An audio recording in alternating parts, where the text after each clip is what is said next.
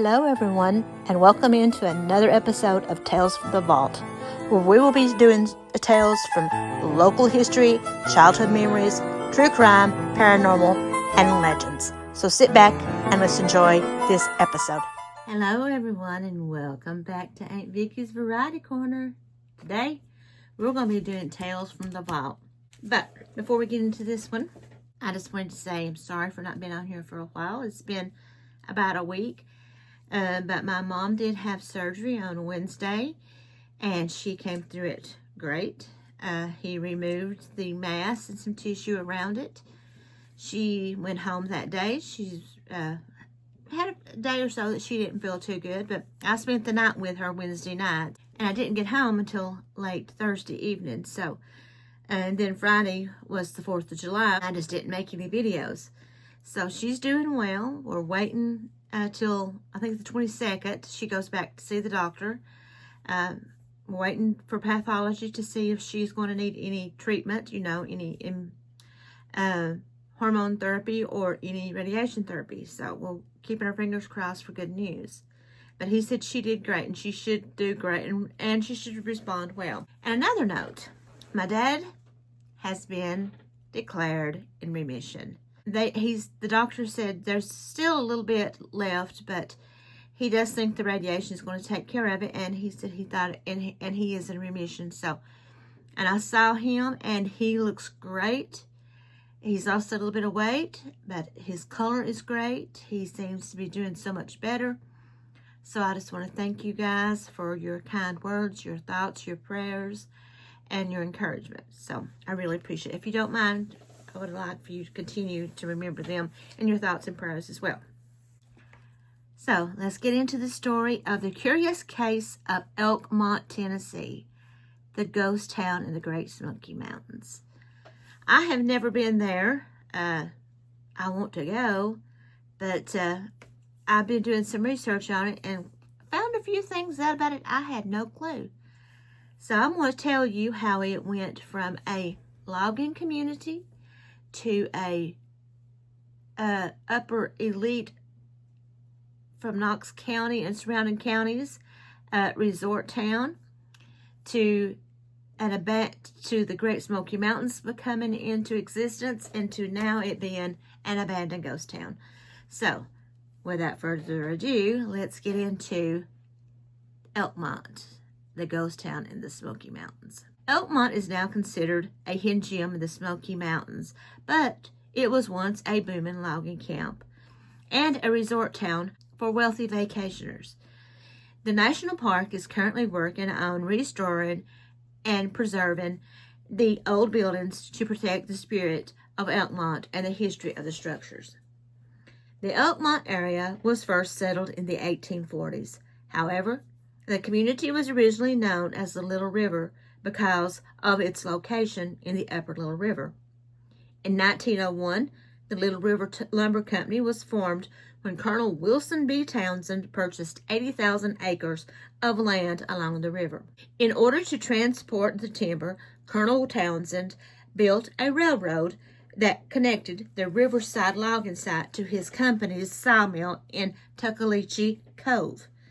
The logging railroad contributed to turning the town into a top vacation destination for wealthy families in Knox County would take the train to the Smokies for weekend getaways. And the area was eventually bought so they could set up their own resort community. It was then that the town took the name of Elkmont. The Little River Lumber Company established the town of Elkmont in 1908. As a base for its logging operations. By 1910, the company began selling plots of land to hunting and fishing enthusiasts from Knoxville, who established the Appalachian Club. Just south of the logging town, in 1912, a resort hotel, the Wonderland Park Hotel, was constructed on a hill overlooking Elkmont. A group of Knoxville businessmen purchased the Wonderland in 1919 and established the Wonderland Club. Over the next 2 decades, the Appalachian Club and the Wonderland Club evolved into an elite vacation areas where East Tennessee's wealthy could gather and socialize. Upon the creation of the national park in the 1930s, most of Elkmont cottage owners had to decide whether they would sell their homes for full value and relocate right away, or they could sell their properties to the national park for a discounted price and get to stay in their homes for the remainder of their lifelong leases. These were converted to 20-year leases in 1952 and renewed in 1972. The National Park Service did not renew the leases in 1992, and under the park's general management plan, the hotel and cottages were to be removed. In 1994, however, the Wonderland Hotel and several dozen of the Elkmont cottages were listed on the National Register of Historic Places as Elkmont Historic District, Great Smoky Mountains National Park. Sparking a 15-year debate over the fate of the historic structures. In 2009, the National Park Service announced plans to restore the Appalachian Clubhouse and 18 cottages and outbuildings in the Appalachian Club area, which were older and more historically significant, and removed all other structures, including the Wonderland Annex. The main hotel had collapsed in 2005. The area known as Elkmont was initially inhabited by Native Americans. The first known permanent European inhabitants resided along Jake's Creek in the 1840s. The creek's namesake, Jacob Hauser, circa 1791 to 1870, was probably the first to arrive. He was followed shortly thereafter by the family of David Owenby, 1816 to 1889, who came to the area to search for gold. Only two structures remain from the pioneer period in Elkmont: the Avent Cabin, constructed circa 1850, and the Levi Trenum Cabin, constructed circa 1830, originally built by the Owenby family. The Avent Cabin was sold in 1918 to the family of noted Nashville artist Maina Avent, who used it as an art studio until 1940. The Levi Trenum Cabin was originally located in the upper reaches of Jake's Creek and was moved to the Appalachian Club's Daisytown section in 1932 for use as guest house. Lem Owenby, David Owenby's grandson, was born near Jake's Creek in 1889. In 1908, Owenby and his father built a cabin about a mile or so above Jake's Creek and Little River, where Owenby lived for the rest of his life. Owenby obtained a lifetime lease when the national park was established, and for several decades thereafter, he sold honey to hikers. Among those who paid Owenby a visit were Tennessee Governor Lamar Alexander and U.S. Supreme Court Justices Harry Blackmun and Potter Stewart. The justices were visiting a prominent Knoxville lawyer, Foster Arnett, who wanted to introduce them to a real mountain man. Foster led the two justices up the trail to meet Lem, only to discover Lem would not meet with the two men. When Foster knocked on Lem's door and announced he had two Supreme Court justices outside who wanted to meet him, Lem simply replied they were not welcome to come in the cabin. The justices loved that Lem had refused to meet them because he was the one person who could tell them no, something they seldom found. Reportedly, the story was once shared for years among the justices on the Supreme Court. Owenby passed in 1984, the last of the park's lifetime lessees outside of Cades Cove. As the Elkmont Valley was slowly stripped of its valuable timber, Townsend began to advertise the area as a mountain getaway. In 1909, Little River Railroad began offering the Sunday Elkmont Special non-stop train service from Knoxville to Elkmont. In 1911, Townsend gave Charles Carter several acres of land on a hill overlooking Elkmont with a stipulation that Carter build on it within 1 year. In 1912, Carter made good on the promise when he opened the Wonderland Hotel. Built as a resort lodge, the hotel contained 50 rooms with an extensive balcony looking out over the valley and Meigs Mountain. As membership in the Appalachian Club proved remarkably difficult to obtain, several rejected Knoxvillians purchased the hotel site. In 1920, Willis P. Davis and his wife Anne, who owned a summer cottage at Elkmont, began to suggest a national park in the Smokies after a visit to Yellowstone. Where the Davises merely suggested the idea to influential friends in Knoxville, it was another Elkmont cottage owner, David C. Chapman, who took the initiative. Business owners in Knoxville quickly saw the benefits of a national park and began lobbying federal, state governments. After the U.S. government agreed to establish the national park, if the states of Tennessee and North Carolina purchased the land. Knoxville began an extensive lobbying campaign, and at the Tennessee legislature in 1925, Chapman hosted a group of legislators at Elkmont to promote the park idea. The following year, Colonel Townsend made the initial 76,000-acre sale. While Elkmont was the birth of the park movement, it was also home to one of the strongest anti-park movements shortly after the Townsend purchase. An attorney for the Little River Lumber Company named Jim Wright rallied a hodgepodge group of attorneys, businessmen, and mountaineers at Elkmont to propose the establishment of a national forest rather than a national park. Wright also proposed a massive road building campaign across the crest of the Smokies in hopes of increasing the land's value.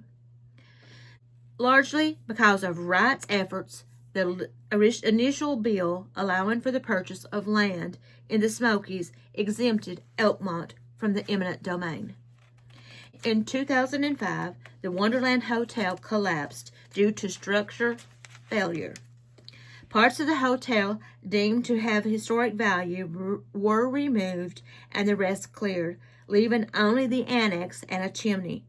In May 2016, the annex suffered a devastating fire. In its final 2009 environmental impact statement for Elkmont, the National Park Service announced plans to restore the Appalachian Clubhouse and 18 cabins in the Appalachian Club section. The remaining structures were carefully documented and removed in 2018, but many chimneys remain. 17 of the 19 structures chosen for the restoration and preservation are located in the Appalachian Club's Daisy Town section. These were selected primarily as the oldest and most historically notable structures in the historic district. The structures include the Appalachian Clubhouse, built in 1934 to replace the original, which had burned in 1932. The Levi Trentham Cabin, Elkmont's oldest surviving structure, built in 1830. The Attic Cabin and the Mayo Cabin, both believed to have been modified lumber company shanties or a set house. And a children's playhouse known as Adamless Eden. Most of the cottages were built between 1910 and 1930 and renovated numerous times of subsequent decades. Many of the porches were added in the 1970s. The cottages are typically a balloon frame construction with board and batten exteriors. The exception being the Smith Cabin and the Levi Trentham Cabin, which are log cabins. The Byers Cabin, located south of Daisytown in the Appalachian Club Society Hill section, was also chosen for preservation, mostly because of its association with early park promoter David Chapman. The Spence Cabin, a large lodge in the club's Millionaires Row, section has been restored and preserved, primarily for its location at the head of the Little River Trail, and it's available for reservations as a day-use structure. The Wonderland Hotel stayed open for 7 years. The 19 buildings restored and preserved are the Appalachian Clubhouse, the Smith Cabin, the Swan Cabin, the Creekmore Cabin, the Kane Cabin, the Ballman Cabin, the Hale Cabin, the Cook Cabin, the Scruggs Briscoe Cabin, the Gallion Cabin, the Mayo Servants' Quarters, the Levi Trentham Log Cabin, the Mayo Cabin, the Addicts Cabin, the Higdon Cabin, the Adamless Cabin, and the Sneed Cabin. The Elkmont Ghost Town isn't hard to find. This area of the Great Smoky Mountain National Park is about 8 miles from Gatlinburg. You can take US 411 to the Sugarlands Visitor Center. Then you will drive towards Cades Cove for about 7 miles until you see the sign for Elkmont Campground.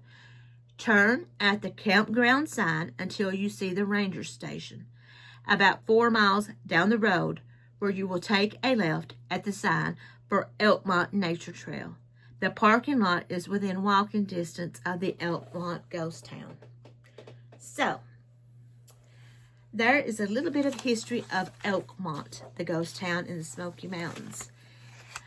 I had no idea that Elkmont played such a great part into the establishment of the Great Smoky Mountains.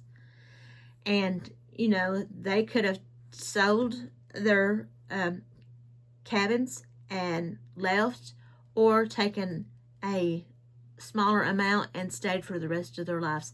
I think the lease only was supposed to originally last throughout their life, and then they switched it over and, you know, to 20 years, and then they renewed it for 20 years, and then they decided not to renew it. So after that, you know, Elkmont is now a ghost town. So I hope you enjoyed this story. I hope look up Elkmont. Go give them a visit. I'm so looking forward to going. I want to go. I love urban exploring. I love looking in old buildings and stuff, and you know, just almost hear the voices of the past years in the background. So I'm looking forward to going. So don't forget to like, to subscribe, to hit that notification button, and to share this video. And until next time, I'll see you guys. Bye.